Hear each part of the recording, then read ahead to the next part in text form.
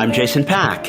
And I'm Alex Hall, and joining us today is Zella Lala as well to explain disorder. It's my unique pleasure to have these two lovely ladies, Alex and Zella. We wanted to do a special Thanksgiving episode because in these times I know a lot of people are depressed and they're down and they don't feel like they have anything to be thankful for. But we actually have a lot to be thankful for. For example, I'm thankful for all the mega ordering listeners who found my new address buried under the hills of Hampstead, and they've been sending care packages and questions, which we answer on today's show, and chocolates, and they've been sending me little jokes to cheer me up. And this community that I found not only here in North London, but globally through this podcast has really inspired me. And therefore, I wanted to give my thanks back to people because it's through these networks that we can try to build trust in institutions and work on issues like climate change and AI regulation. Remember the Thomas Jefferson quote today on Thanksgiving? It's not just that 200 people could change the world.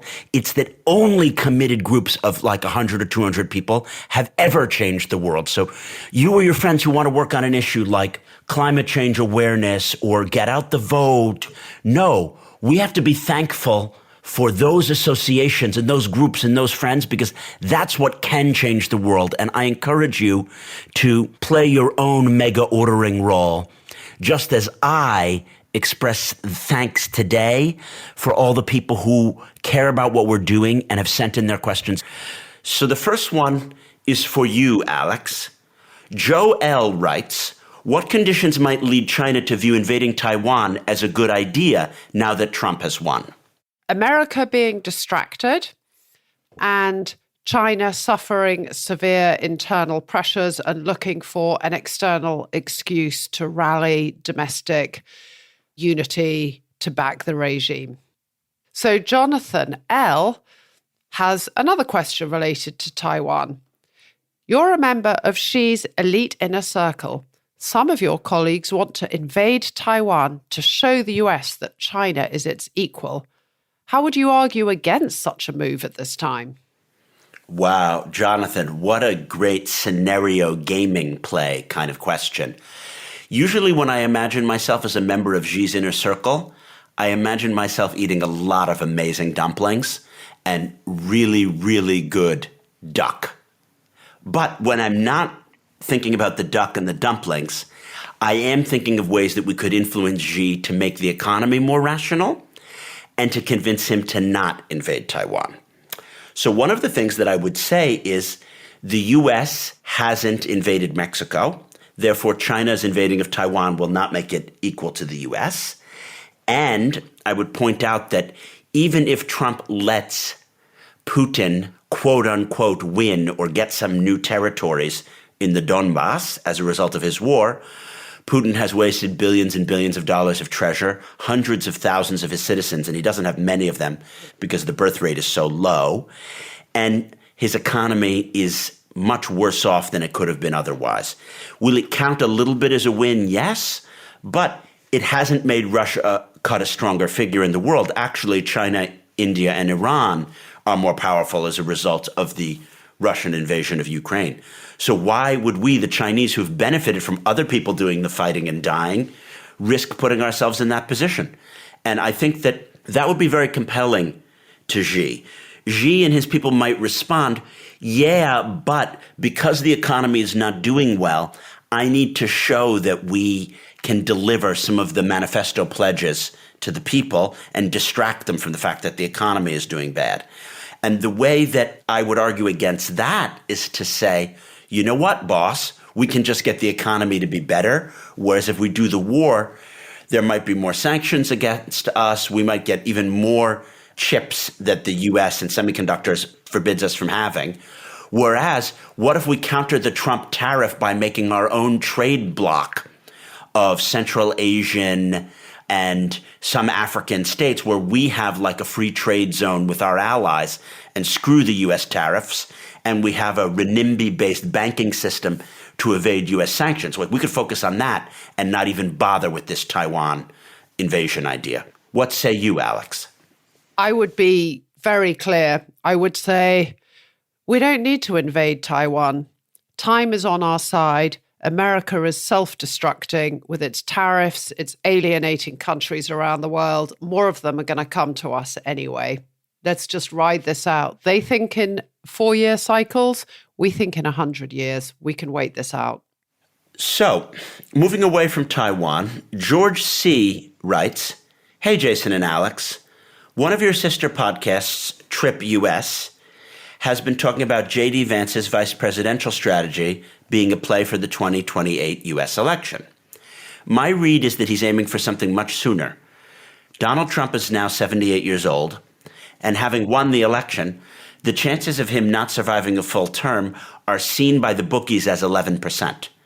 Vance is likely acutely aware of this, and I think he's positioning himself for a scenario where he can become president without having to run in 2028. What do you think about this possibility?"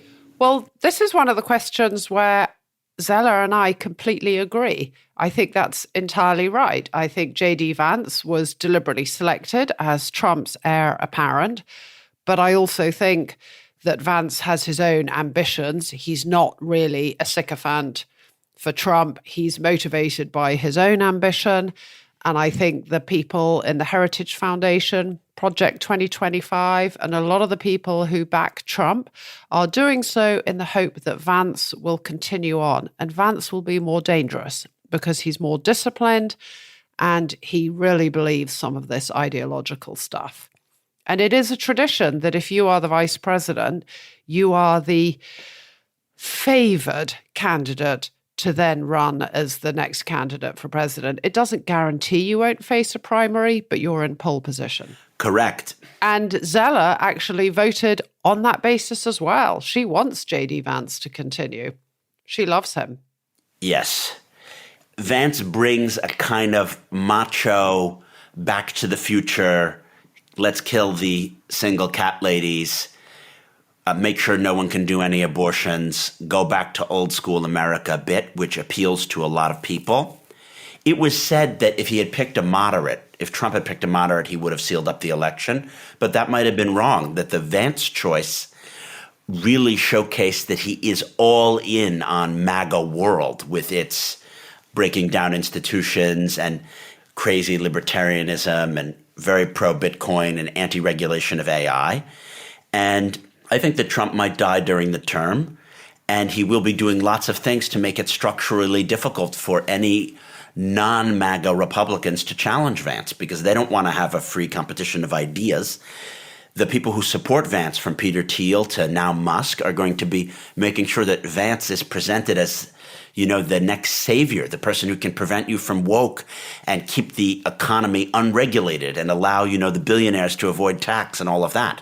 So I, as Jason, am completely terrified by this, but no Sag, he is unbelievably psyched. He sees Vance as everything that Hayek and Milton Friedman would have wanted, because he doesn't understand that Hayek and Milton Friedman grasp the need for government. There is an interpretation that is popular in Silicon Valley and in Budapest and other places these days among the extreme right, which is that government is evil for its own purposes and allowing just constant creative destruction. And yes, AI may endanger the world, but government would just make it so much worse. And we need to have unbridled free speech.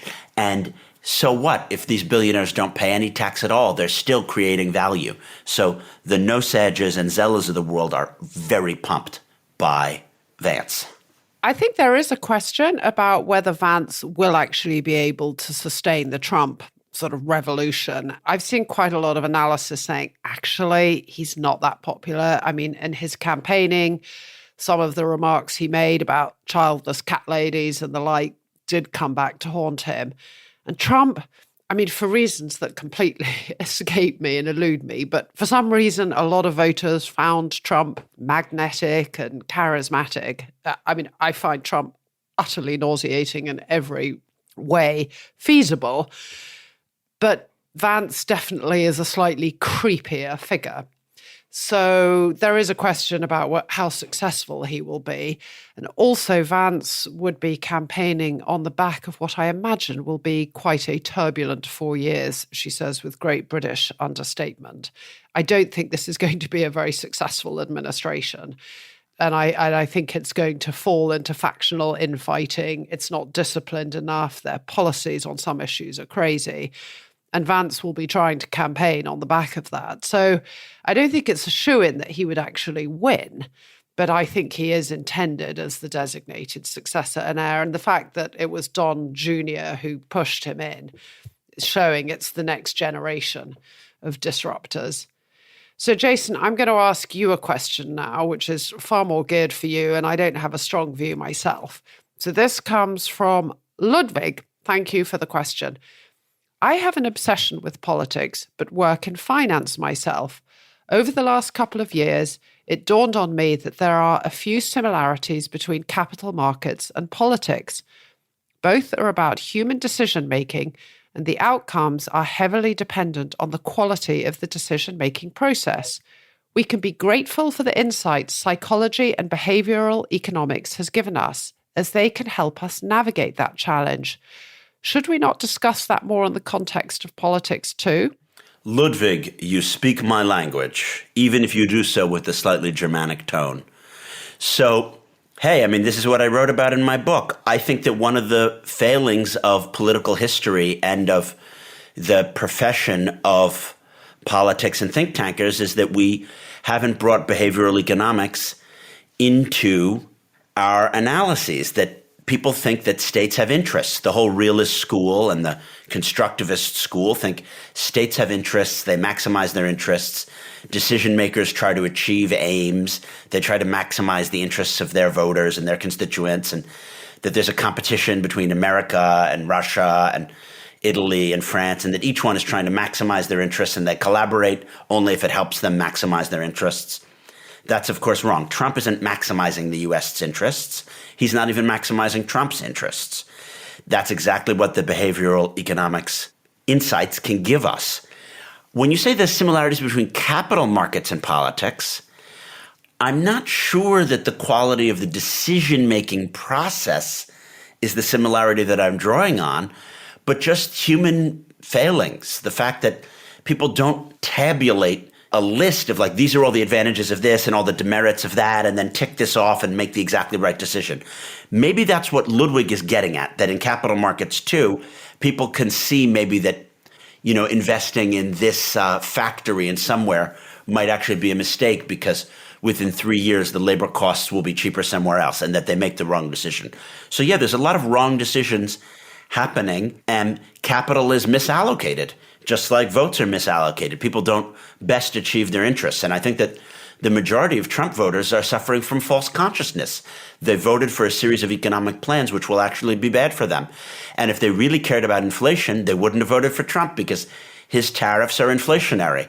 And if they really cared about the fact that the elites have become too powerful, they wouldn't have voted for Trump because he's going to cut taxes on those very elites. So yes, that's the analogy that I would make between behavioral economics and the insights that we need to bring into these analyses. Alex?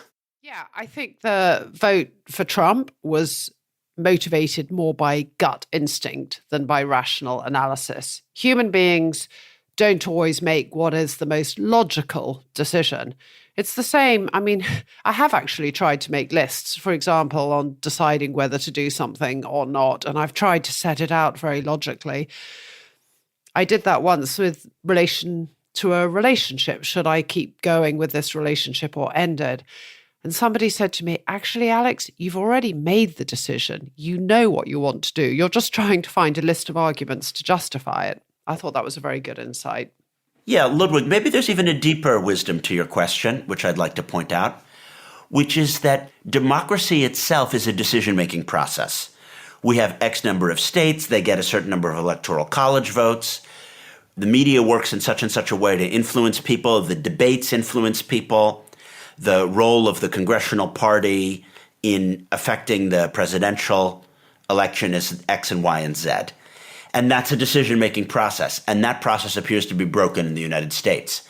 Because after January 6th, Mitch McConnell, said that he was against Trump, but then he became for him. And the media, even Fox, explained that its presenters had lied on air and that they knew that this and that and that the vote wasn't rigged. But then they did the same thing and helped Trump this time. So something is very much broken with our collective decision-making processes, as shown in the media and the electoral mechanisms we have now.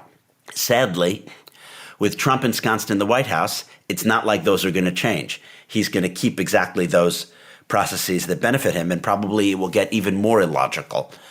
The time to break that all down was during the Biden term, when Biden could have really tried to shake up the attempt to grab power in local state houses and to use the alternative media like the Newsmaxes and various things on X to favor this conspiratorial right-wing agenda, but he didn't do so. So I would like to change the quality of our decision-making process. I just don't see how it's going to happen. So to move from the sublime to the tragic, friend of the show, Esther S., wants to ask Alex a woman's question. Esther says, Joe Biden put men into women's sport on day one. He chose to pander to the woke and to cut up children with no medical evidence it was helping them. Do you really think that parents wouldn't vote on this as a single issue to vote on? Jason doesn't have any kids. He doesn't know. You know. To what extent did the Dems actually pander to the woke agenda? Or is that just made up and trumped up by the Republicans since it helps them win points? I feel that it must be to some extent real. All right. Thank you, Esther. Both Alex and Zella are going to answer this question. From Alex's point of view, the hysteria around transgender issues is out of all proportion to the scale of the actual issue. The number of men in women's sports, using your language, is absolutely minuscule. It's like 0.0000001% of competitors in women's sport are transgender. And most people are never going to come across this, and their daughters are not going to play on teams where this is an issue. So it's something that has been drummed out of all proportion and weaponized and using and victimizing a very small, very fragile minority of people. And I don't think it was Joe Biden and the Democrats pandering to a woke agenda. I think it was a well-intentioned effort to protect people who they saw as psychologically vulnerable. However, good intentions can have negative consequences. And in a very small number of cases, it has led to consequences for which there has been a backlash. For example, should people of transgender be housed in the women's ward on a hospital or the women's cells in a prison? And those are real and legitimate issues that haven't been fully resolved. No, but Esther's point is that they should be fully resolved. Before 20 years ago, it was very clear. If you have a Y chromosome, you're not going to be in the women's ward. Yeah, but she's saying that they deliberately pandered. And I'm saying, no, I think it was a well-intentioned desire to protect people who are very psychologically vulnerable. But Zella would agree 100% with Esther that this is an absolute nonsense. And even though nobody I know has come across anybody who is transgender, it's never been an issue in my school, I'm still really angry about it because it goes against what I believe, which is that men are born men and women are born women. And you can change the way you dress, you can change the way your outward appearance, but you can't actually change your gender. And the reason it bothers so many people is because it has infused our education system. And so we're now all being taught about this in a way that didn't happen. It's being pushed down our throats, that we're being rammed to accept it, even though I don't intend to become transgender. My children don't intend to be transgender. It's the way it's being rammed down our throats. And so, yes, that very last ad, which ended up being the most powerful ad of all the Trump campaign ran, where they quoted Kamala Harris saying she supported transgender surgery for men in prison, was very effective. Kamala is for they, them, and Trump is for you. And Zeller and her friends are sick to death of the pronouns, the they, them, the mix, the calling Latinos Latinx. We all hate it. So, yeah, it was a big mistake. I thought that this would be the undoing of the center left, and maybe it has been. Do you know what I mean? Which is that people can do these trans surgeries, but it just shouldn't be a public issue and it shouldn't be discussed. And by making an issue out of it, we've handed on a silver platter something to the right that they can just use as a stick against the left and use to help get people who are going to cut taxes on the wealthiest elected. And it's a Trojan horse issue. And therefore, we should have been more sophisticated to call whatever was going on with transgender something else and keep it out of the public consciousness because it's an electoral loser. Yeah, I think there's this issue about the handling at schools. I may have mentioned this on a previous episode, but I remember when my son went to his new school and his reading list for over the summer for his English literacy class literally was a catalogue of books that should correctly have been in a social sciences class, because every single book was about somebody with a different gender, with a different sexual orientation, from an ethnic minority or an illegal immigrant, or navigating some unusual circumstance in their lives. And I am totally in favor of generations being encouraged to be enlightened and considerate and empathetic. And polls suggest that the vast majority of Americans support gay marriage or civil unions, that there is not this sort of nasty backlash against anybody who is different. But it is this idea it's sort of being pushed on people that is causing a backlash. It's a very sensitive issue because these people, a lot of people are very vulnerable. This is not an easy situation to be in. What I would say is the pendulum has swung too far. From That's what a lot of people all would of human say. history, it was very, very against women in general, but certainly against homosexuals, and God forbid to be trans, because in the past, they would have stoned you and it was completely unfair. Then there was a sweet spot somewhere between the 1968 changes till 2010 or something, where these issues were getting better and everyone was okay with the changes. And now the pendulum has swung too far. And I wanted to kind of freeze progress a la 2005. One, because that was my generation, but I had a sense that creating more changes, particularly in how things are called, would then cause a backlash. In other words, you could do whatever, but just don't use the these pronouns. And I've been consistent throughout my whole life. And we talked about this when I was in university in the late 90s and early 2000s, which is that if you change the debate on these things, you would put us out of whack with the 4,000 or 5,000 years of recorded history that had come beforehand. And you can't just do that all so quickly. And I hate to be right, but it does seem that those things have happened too quickly. After the break, we're going to hear from Annabelle in Atlanta, Georgia, and Kerry in the Republic of Georgia.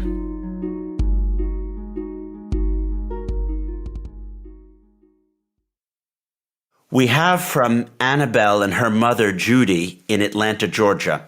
Alex, could Taylor Swift solve all the disorder?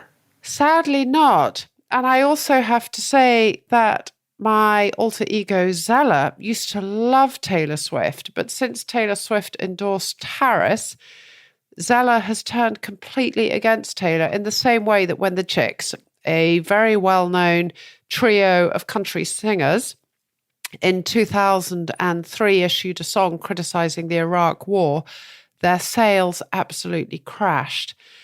And I think, very sadly, that Taylor Swift endorsement of Harris will lose her quite a lot of support. But more generally, on a more serious note, I don't think celebrities, The Democrats, they campaigned a lot on celebrity endorsements. Clooney, I don't really live in the celebrity world, so I can't think of all the celebrities who endorsed Beyonce. Kamala Harris, Oprah, Beyonce. I don't think that actually helped. It sort of wrapped the campaign in this very nice, feel-good, warm sensation. And it turned out it didn't actually make that much of a difference. So, no, I don't think Taylor Swift can solve the disorder. What I would say, Annabelle, is it's not clear to me what her message is. What does she have to say about global politics? Yes, it's important to have solidarity and to love each other and to have confidence as a woman, and that's all great. I like that she cares about the climate, and I like that she believes in independence of individuals and young people. But what does she have to say about pushing back against Putin and getting people to be willing to fight and die to defend democracy? I'm not sure she does have anything to say. So although I get a sense that she's a good person, and I get a sense that probably her values more align with mine than with the people who oppose her, I don't see her doing mega ordering. And one of the things that's been striking me in this last week is, we all do a lot of soul searching, and I don't really get a lot of fresh air because I've burrowed underneath the ground in the hills of Hampstead, that I don't have much oxygen going to my brain. And I feel very mournful and regretful that we didn't fight harder to defend our democracy, and that somehow this is my own fault. So what I have to say about Taylor, thank you, Taylor, for this endorsement, but it's your fault too. She could have done more. She could have done more to mobilize her people rather than just sending a few tweets. And the George Clooney's, yeah, it was nice that they made some interventions or not, and maybe it backfired. But did they really do enough? Did they really fight? I didn't see that. So from Annabelle and Judy in Atlanta, Georgia, we now turn to Kerry in the Republic of Georgia, who asks Alex, given that you live part-time in West Virginia, I want you to know that despite being from rural Vermont, I now feel these days like I barely know America. I do not understand Trump voters. How do we bridge this divide on a practical level without compromising our principles, i.e. overlooking bigotry? An America that continues to be polarized and divided is clearly dangerous for the world. But at the same time, I suspect many liberal progressives say they've never met Trump voters and don't understand them. And it would be good to move towards actually understanding them, not just superficial things about them, like I rode my bike across the state of Iowa, and yet that hasn't helped me understand why people voted for Trump there, even though I saw all the Trump signs and I, had coffee with them. I don't understand them even as I interact with them and work with them. Alex, help me. Kerry, thank you so much for the question. And I'm going to drop the sort of Alex Zeller shtick for this and actually just answer it with a straight bat, because this is really fundamental. It really helped that I have actually lived on and off in West Virginia for over 20 years. And so I got to know my neighbors as friends and as neighbors before the issue of politics came up. So I got to know them as people who helped take my sons out fishing. I got to know them as people who we used to hang out with at the local farmers market. I got to know them when I went to attend their local annual fish fry. And we just chatted about stuff that wasn't related to politics. And so I became friends with a lot of people in West Virginia before the very polarizing era of Donald Trump began. And so I was sort of predisposed to like and to empathize with them. And then when Trump came up, I have had conversations with some of them about why do you support Trump? And I've kind of got where they're coming from. And earlier on, I said Zeller had a kid who served in Iraq, and they felt very disillusioned about how Iraq turned out. They felt really upset about the withdrawal from Afghanistan because some of them lost children in Afghanistan, or they left behind their interpreters in Afghanistan. And they feel like we started all these forever wars and they all ended badly. And we have PTSD and we have fentanyl in our district. And a lot of our jobs have gone. And They've gone to overseas. They've gone to in the NAFTA trade deal. And people in Washington are talking a language that we don't understand. So you were saying you don't understand Trump voters, but they feel like they don't understand us. That the issues that we talk about in Washington aren't necessarily related to their day-to-day concerns. And a lot of my neighbors, and these less people I got to know as friends, but when we had to hire workmen, I mean, I was really, really struck by what living paycheck to paycheck meant for them. I mean, it was in the most extreme way. If they didn't get paid on that Friday, they did not have enough for next week's food bill. I mean, these were real issues. So when inflation happened, it really mattered. And I think what happens when people say, well, now we need to go into Iowa or Ohio, we need to understand these Trump voters, you're already coming to the conversation with a sort of, how do I engage and understand? And the sort of the body language and the sort of engagement begins on a sort of antagonistic level. And the Trump voters know you think that they're bigoted. They know that you think that they're motivated by racism and sexism, and it makes them very resentful and it makes them bristle. And from their point of view, it's not racism, but it is a kind of fear of a changing world. It is a fear of an influx of people who didn't come from the same community. It is a fear of a world that is changing around them, a loss of blue-collar jobs, a loss of predictability, an uncertainty that their children's lives are going to be better than their lives were. So I kind of get it. You make a lot of good points there psychologically, how it works. And yes, the concerns about winning the war in Ukraine or whether or not we regulate AI or not are not the concerns of a lot of Trump voters. And it's not just that they have dinner table, kitchen table issues, but they feel so much change in their neighborhoods. Why is it that there are all these people who don't speak English? Why is it that the country has changed this way? What I think makes your question so powerful, Kerry, is that we were much more open in the past and having to interact with different people. And now we live in filter bubbles because there's no mainstream media. These people get their news, if they get news at all, from Twitter and Facebook and the way they interact with some people. And we get ours in our elite media bubble by reading The New Republic and looking at think tank papers while we're having, our $7 matcha lattes and reading the print edition of the New York Times, right? So there's just a disaggregation going on here. And that we are aware that this disaggregation is going on. It's very, very difficult to cross those divides. I mean, one of the things that really occurred to me when I was having my election watch, I can't even call it a party, but, the pre-wake and then the death and the funeral and the wake, was that the 12 or so people that I had over, we are exactly the globalist international elite that all of the Trump voters think that we are.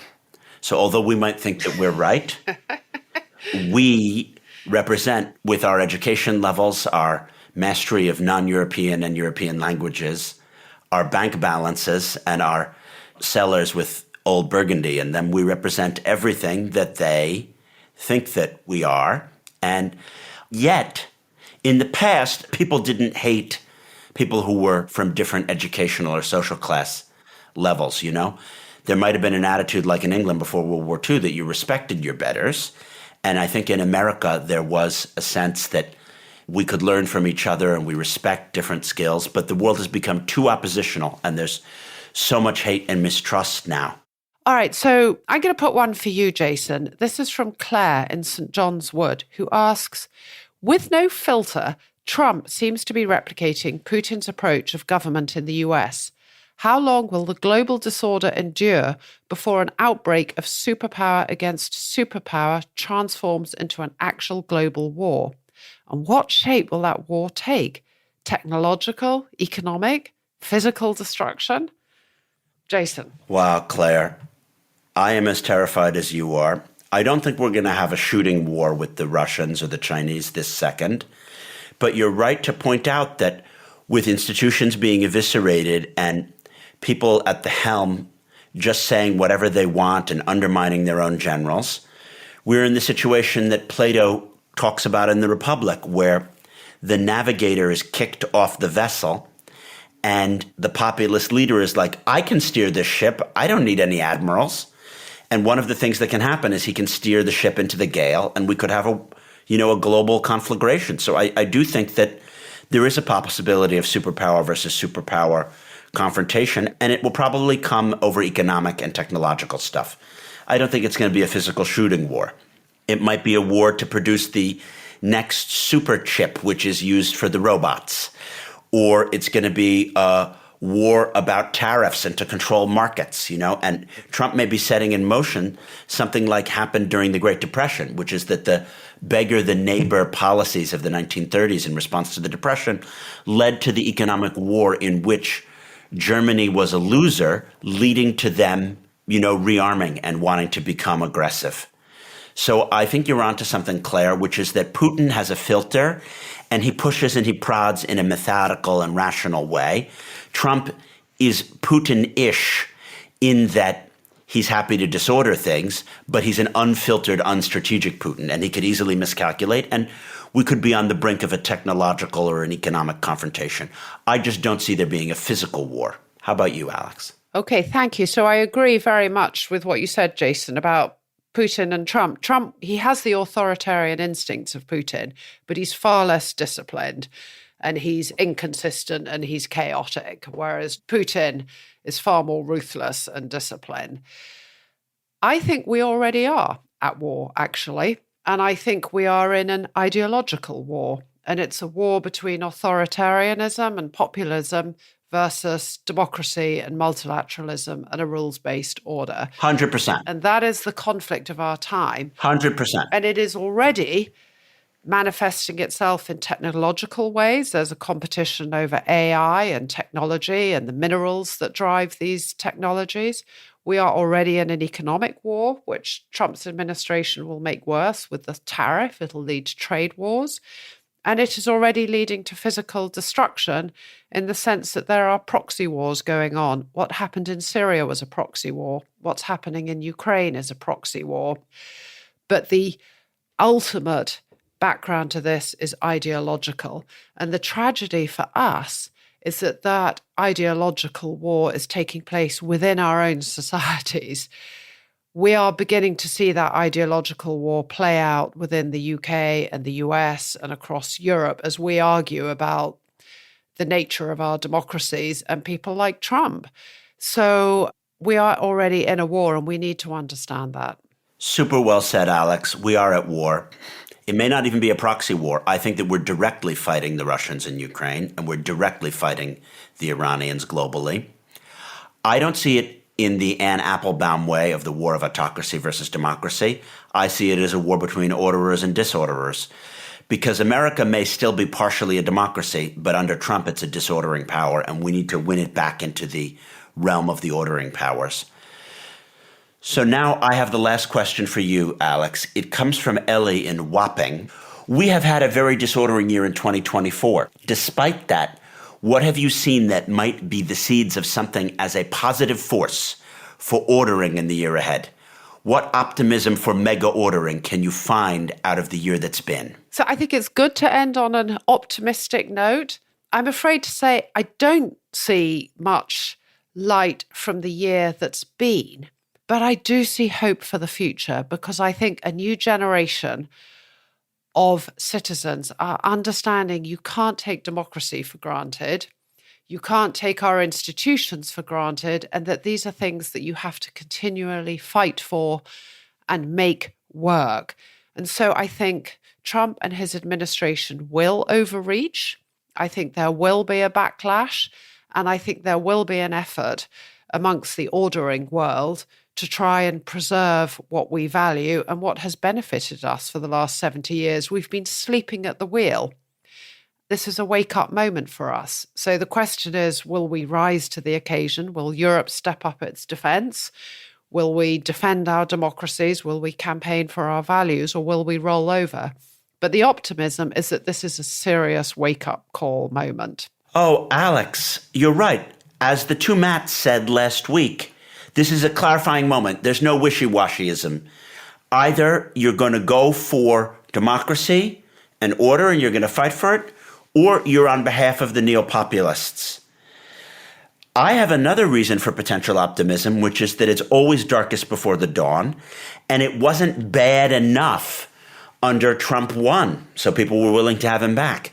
It's going to need to get so bad, so insane, the tariffs are going to bring mega inflation. The AI is going to be wildly out of control. We are going to let the Ukrainians lose territory and 100,000 people will lose their homes. And then at some point, the young will wake up and be like, never again. We forgot that our great-grandparents already went through this with World War II, but that didn't resonate with us. Now we get it. We are going to put aside our interest in identity politics and trans and Gaza and lots of other issues, and we're going to rally together, and we're all in it together on behalf of mega ordering. That's the only hope that I can foresee, is that it will get so bad that the pendulum is going to roar back with a vengeance, which is that people are going to realize they're willing to not vote for their own specific interest. They're willing to vote for the interest of the whole globe, and that they don't care about, oh, well, in Michigan, this, or my hyphenated identity, that they're going to just be like, boom, we need this for the globe, and my particular identity no longer matters. It's a kind of optimistic note. Things might get a lot worse, but it's like a pendulum that might motivate us to do a bit better. So it's not all completely bleak. We still have a lot to be thankful for.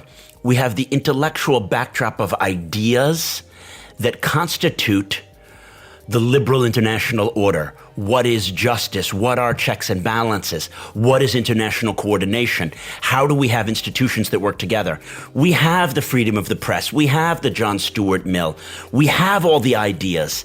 It's only time to put them into a new 21st century implementation. I hope that you, my dear mega orderers, are also thankful for all the health and prosperity and wealth and friendships that you have, and that you can put some of that elbow grease in trying to defend mega ordering in the years to come. If you enjoy these question and answer episodes, please send your question to disordershow@gmail.com. Even if we haven't announced a Q&A episode, we like getting those questions in, and if we get enough of them, we'll do another bonus question and answer episode. And what else should the listeners do, Alex? They should also please subscribe to our Substack. And if you are really nice, please consider being a paid subscriber, because it helps us keep this going.